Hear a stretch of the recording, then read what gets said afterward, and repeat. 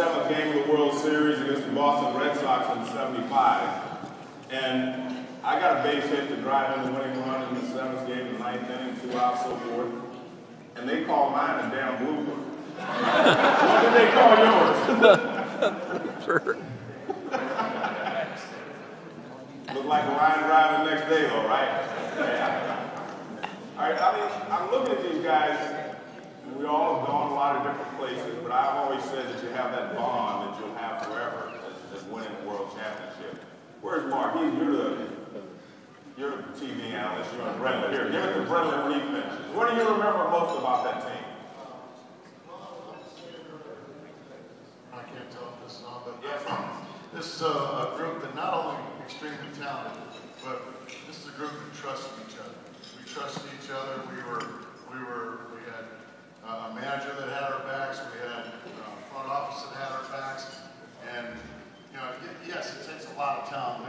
I'm humbled by all the talent sitting up here, but you also you gotta trust each other. And I think we had that.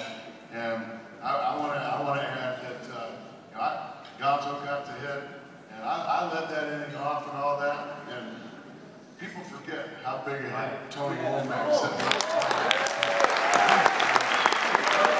That's right. Because we don't get to the World Series without Gonzo and without a lot of guys, but this guy behind me got a huge hit, and my skipper down here, Bob Brentley, after I got that leadoff hit, probably made his best managerial move. He pitch ran for me. Yeah, I was broadcasting the game again, and I shouldn't say this, but I was kind of pulling for you guys. You know, I'm not supposed to be that way. Okay. But anyway, I didn't think you had a chance against Rivera, of course, but when Tony got the base hit to drive in that tying run, I said, they're going to win. What were you thinking when you walked to the plate in that situation? I wasn't. I think for me and along with some of my teammates, that we got a chance to see him in New York. So it wasn't one of those, you know, here he is in Game 7. You know, we saw him a little in New York, so kind of got a little rhythm on what he likes to do, and you know, Gonzo just moved his thumbs at the right place, and everything fell into place. Jerry, I mean, I know you had to okay all the moves and whatever. Tell me what was the most interesting thing for you in that season? Well, I think the camaraderie that existed in the locker room.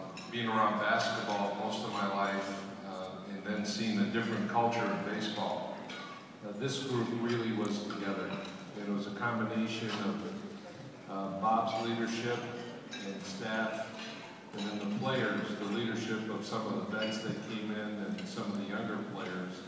It was you know, everything was just right. I say that sometimes the stars are aligned. They were aligned. And Joe, I mean, you were one to put this team together. When they left spring training, what was your feeling?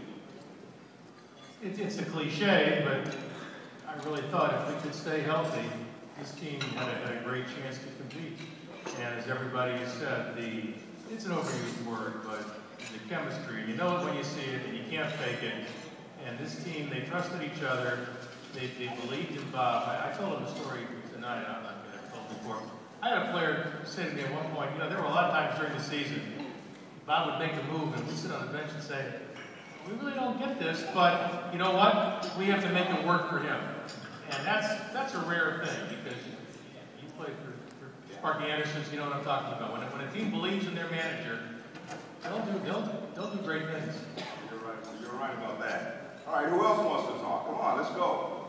There's the camaraderie here. Who wants to talk? Well, you know, the 2001 team didn't start in 2001. It really started well before then, at 98, when certain players were brought in.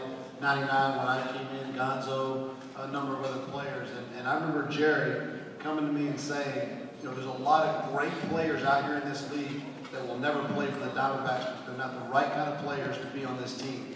And from Jerry to Joe to all the front office, Roland Heeman, I mean, they had great baseball people, so they picked the type of baseball players that they wanted to have on that team.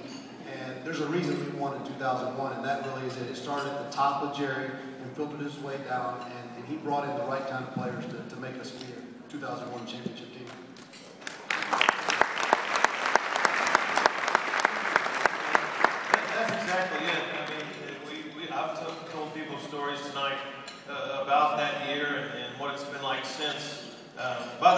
Bryce Liddell. I was going to admit it earlier in the program.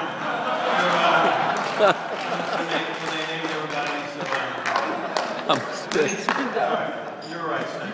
So anyway, I must have been at the bar. Anyway, I always remember the left hand. no, but a great year. You can feel it in spring training. Normally you go through a year and you might have one or two guys on the team. You're like, man, I wish they'd get rid of that guy, or he wasn't here. It might have been me at occasions. But there wasn't that feeling ever throughout the year. That's what took us throughout the year and into the playoffs and eventually culminating with the victory. You know, it's interesting. You know, BAT is such a great organization, and so all the things that was said tonight, you know, it kind of put me into the mind of the 2001 team. You know, we were a family. It was a team that, you know, we had our adversity. We were able to overcome those adversities, and we pulled together. You know, prime example, Tony Womack's father died during the 2001 season, and so as a team we were able to pull together and support him throughout that whole process. So it was just a team that, you know, a team of leaders. That's what we were. We had the best team, and we knew how to lead each other in the right direction.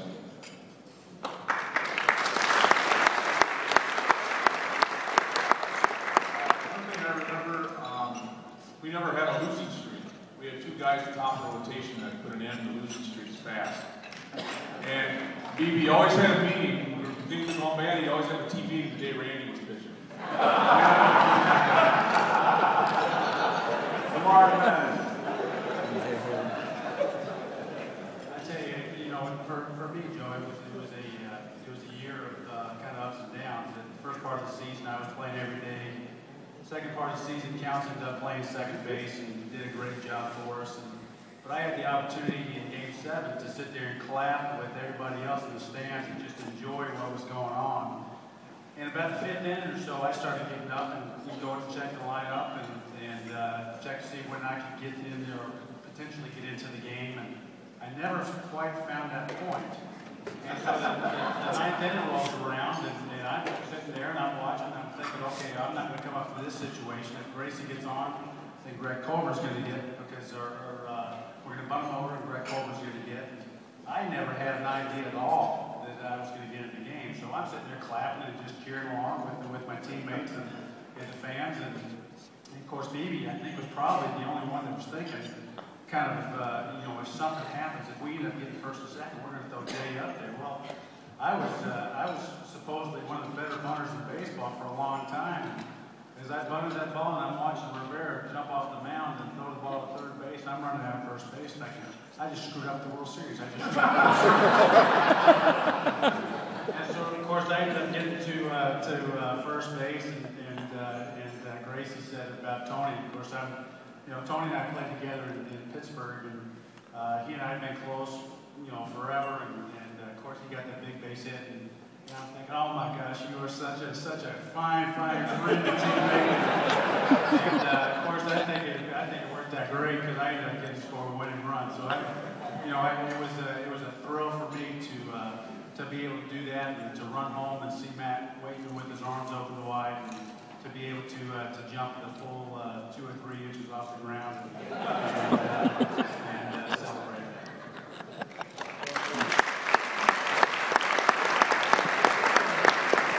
Well, I'm fortunate enough to still be playing, and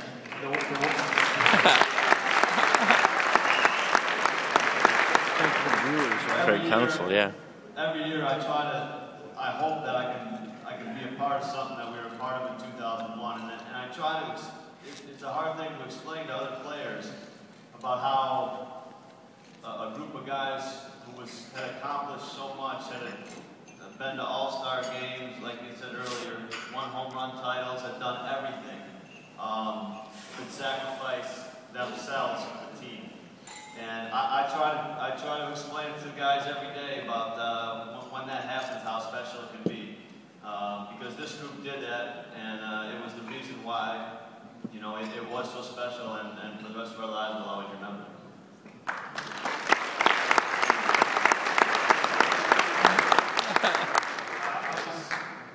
Say this as sitting here with Damien and Jay.